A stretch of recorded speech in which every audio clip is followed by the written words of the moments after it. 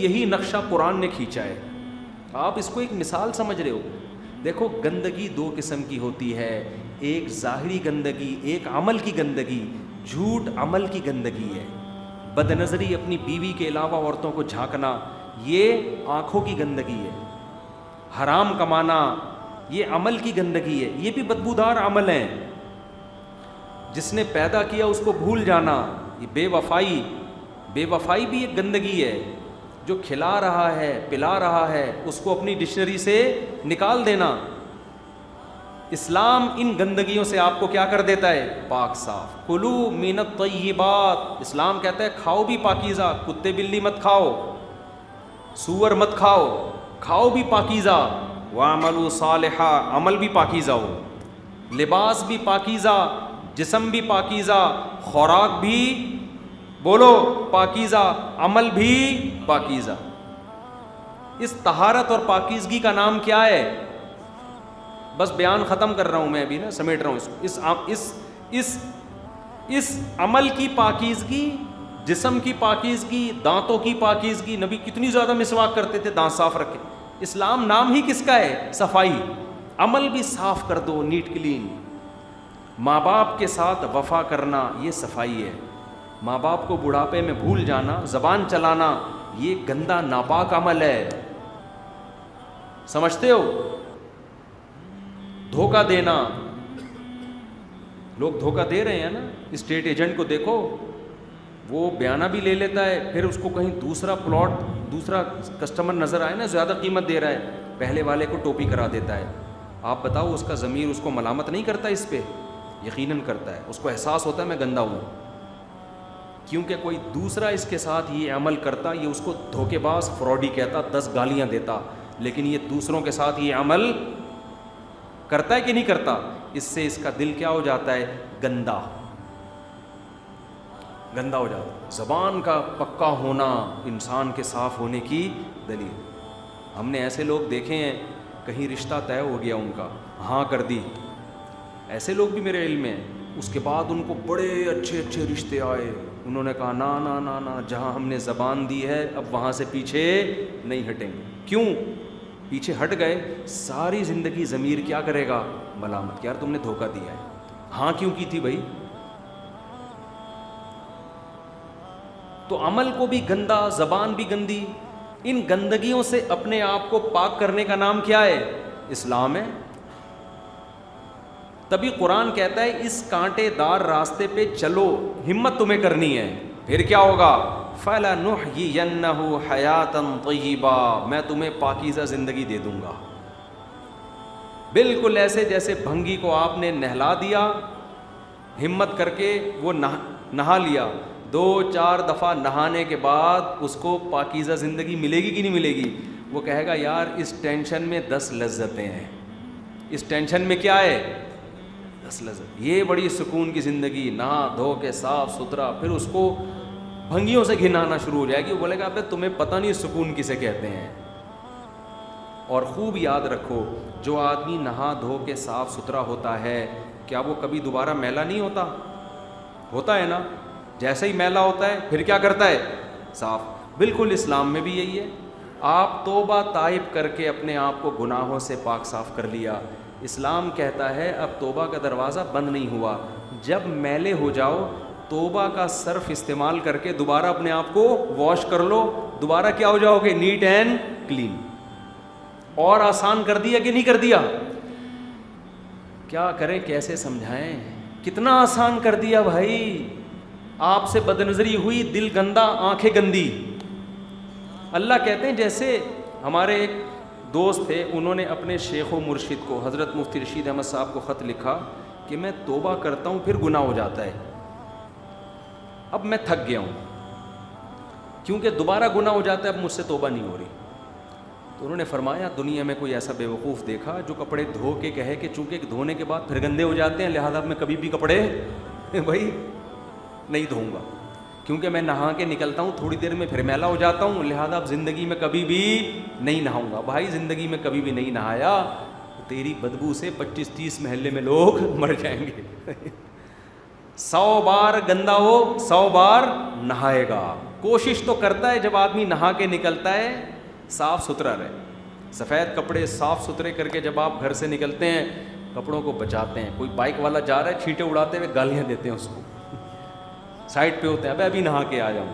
ایسے ہی توبہ کرنے کے بعد انسان اپنے آپ کو کیا کرے, بچائے. گناہ نہیں کروں گا, نہیں کروں گا, نہیں ہو جائے کوئی بات نہیں بھائی. توبہ کی الفی, توبہ الفی بھی ہے صرف بھی ہے. الفی کیسے ہے, اللہ سے تعلق ٹوٹ گیا, یہ الفی کیا کرے گی, اس تعلق سے آپ اللہ سے تعلق کو جوڑ دے گی. صرف بھی ہے, دھو کے آپ کو پاک اور صاف.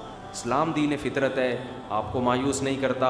اس لیے قرآن نے سورہ بقرہ میں انٹروڈکشن کیا کروایا, ہدی للمتقین, جو سیدھے راستے پہ چلنا چاہتے ہیں ان کے لیے یہ ایسی گائیڈنس ہے کہ ان کو سیدھے راستے پہ یہ چلا دے گی, دکھائے گی سیدھا راستہ ہر ایک کو, جو چاہتا ہے اس کو بھی, نہیں چاہتا اس کو بھی. لیکن تمہیں موٹیویشن چاہیے, تم چاہتے ہو کہ چلو بھی, تو جو چاہے گا اس کو یہ راستے پر چلائے گی.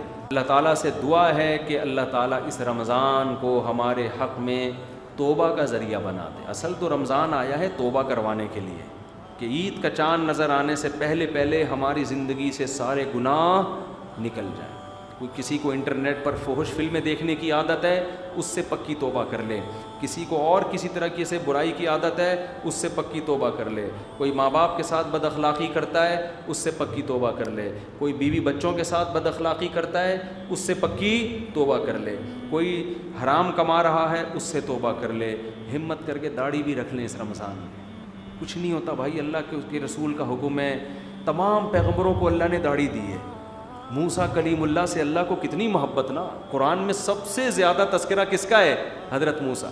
بار بار کوہ طور پہ موسیٰ کو بلا رہے ہیں, وَكَلَّمَ اللَّهُ مُوسَىٰ تَكْلِيمًا, اتنی بڑی داڑھی موسیٰ علیہ السلام کی. قرآن بار بار نا یہ پیغمبروں کا راستہ ہے. تو ہمیں فیصلہ کرنا ہے, ارے بھائی پیغمبروں کے پیچھے چلنا ہے یا انگریزوں کو اپنا باپ بنانا ہے. ایک فیصلہ کر لیں. انگریزوں کو اپنا باپ اگر بنانا ہے, بس آخری بات کر کے بیان ختم کرتا ہوں.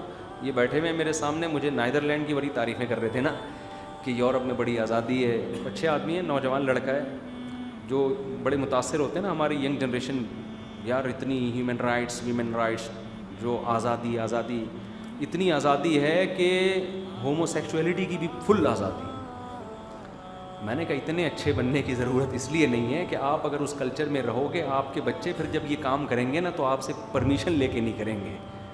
آپ کہو گے پھر اپنے بچے کی تعریفیں کرنا, میرا بیٹا کو اتنی آزادی ہے, اتنی آزادی ہے کہ ہمارے گھر میں بہو بھی میل آ رہی ہے. ایسا کلچر کا بیڑا غرق کیا ہے کہ اب ہمیں فیمیل بہو کی ضرورت نہیں. ہمارا بیٹا میل بہو لے کر آیا ہے, میل بہو. اور اس کا مطلب آپ کا بیٹا بھی کسی کی بہو ہے. آپ کا بیٹا جس کے بچے کو آپ کی بہو بنا کے لایا ہے, تو وہ بھی تو آپ کے بیٹے کو اپنے ابا کے لیے کیا بنا کے لایا ہے, بہو. تو پتہ نہیں آپ کا بیٹا آپ کے لیے کس قسم کی بہو لے کر آئے گا. آپ اس کو پھر اعتراض نہیں کر سکتے اس پہ کہ بیٹا یہ تو ہمارے کلچر کی تو نے ایسی کی تیسی کرتی.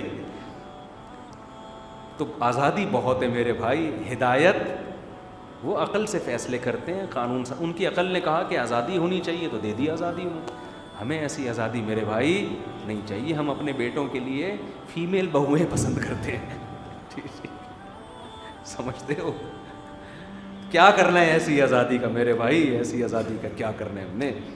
تو اور لڑکیاں بھی داماد لانے کے بجائے فیمیل داماد لا رہی ہیں. تو چھوڑو یار, اٹھا کر پھینک دو باہر گلی میں. نئی تہذیب کے انڈے ہیں گندے. تبھی تو قرآن کہتا ہے قل ان ھدی اللہ ھو الھدی, سیدھا راستہ صرف کس کے پاس ہے, اللہ کے پاس. انگریزوں سے سیدھا راستہ معلوم مت, ان میں جو خوبیاں ہیں ان کو مانو. بعض لوگ ضد میں آ کے ان کی خوبیوں کو بھی نہیں مانتے, اور ہم بعض الزام ان کے اوپر ایسے لگاتے ہیں جو ان میں ہے نہیں. مثال کے طور پر ابھی ڈاکٹر اسرار احمد صاحب کا چینل اڑا دیا, بہت غلط کیا, ہمیں کوئی بالکل بھی خوشی نہیں ہوئی. تو اس پہ بہت سے لوگ کمنٹس کر رہے ہیں کہ یوٹیوب کی اسلام دشمنی واضح ہو گئی. ارے بھائی کسی پہ الزام لگانے سے پہلے رول پڑھا کرو, لا پڑھا کرو. یوٹیوب کو اس سے کوئی غرض نہیں ہے کہ آپ کا چینل اسلامی ہے یا غیر اسلامی. یوٹیوب نے تو بہت سے ایتھیس اور ملحد لوگوں کے چینل بھی اڑائے ہیں, اسلام دشمنوں کے چینل بھی اڑائے ہیں. یوٹیوب کی ایک پالیسی ہے کہ بھئی جو بھی اس طرح کی کوئی اسپیچ ہوگی اور اس کے خلاف اس طرح کی کوئی کمپلین آئے گی, یوٹیوب ایکشن لے لیتا ہے. تو چاہے وہ ملحد کی ہو کسی کی بھی. تو ڈاکٹر اسرار احمد صاحب کی جو بھی انتظامیہ ہے, میں ان سے گزارش کروں گا کہ آپ کسی ماہر آدمی سے رابطہ کریں, دیکھیں یوٹیوب نے چینل اڑایا کیوں ہے, اس اسپیسیفک اس ریزن کو تلاش کریں, پھر یوٹیوب کو آپ لیٹر لکھیں کہ یہ ہم سے رول اینڈ ریگولیشن کی جو ہم سے جو ہے نا مخالفت ہوئی ہے, تو ہم آئندہ اس کا خیال کریں گے.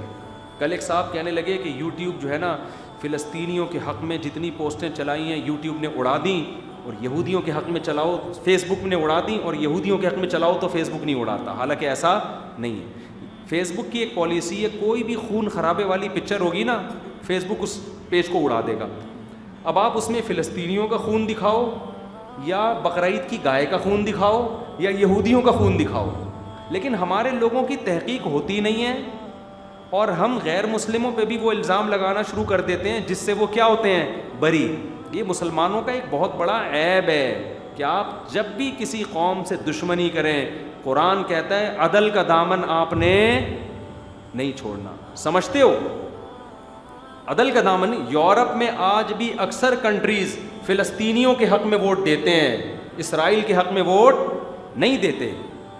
بہت سے غیر مسلم آپ کا ساتھ دینے کے لیے تیار ہیں. تو کچھ غلطیاں ہیں, جو غلطی ہے اس کو غلط کہا جائے, جو غلطی نہیں ہے. ہم بہت زیادہ بدگمانیاں بھی مسلمانوں کے اندر آ گئی ہیں, بلا تحقیق تھوپتے رہو الزامات.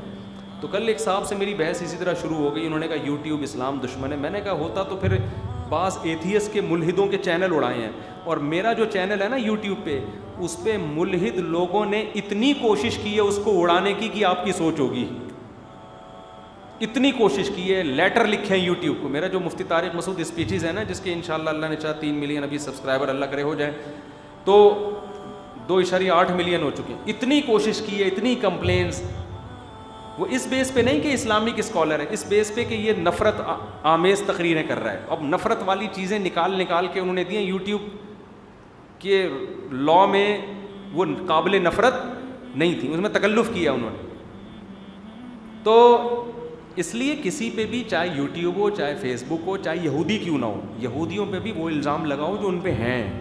کرونا یہودیوں کے کھاتے میں بولو نا, نہیں ڈالو.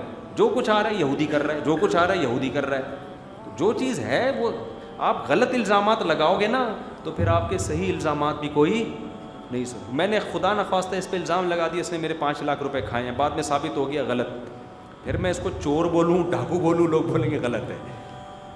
ایک الزام جب غلط ثابت ہوتا ہے تو غیر مسلموں کی نظر میں آپ کا امیج بہت خراب جاتا ہے. تو وہ الزام لگاؤ جو بنتا ہے. یہ والا بنتا ہے یورپ میں نا, کہ آپ اپنے بیٹے کو وہاں رکھیں گے, کوئی بھروسہ نہیں آپ کی میل بہو لے کر آ جائے گا. یہ الزام سچی مچی یہ ہے. اس پہ وہ فخر کرتے ہیں کہ ہمارے یہاں ایکچولی آزادی بہت ہے. یہ بہت بڑی برائی ہے اس معاشرے میں. تو جو ہے وہ ہے, جو نہیں ہے وہ نہیں ہے. جی یہ تو نارمل ہو گیا, اللہ بچائے یار. ایسا جرم جو لوط علیہ السلام کی قوم کو اللہ نے تباہ کر دیا تھا.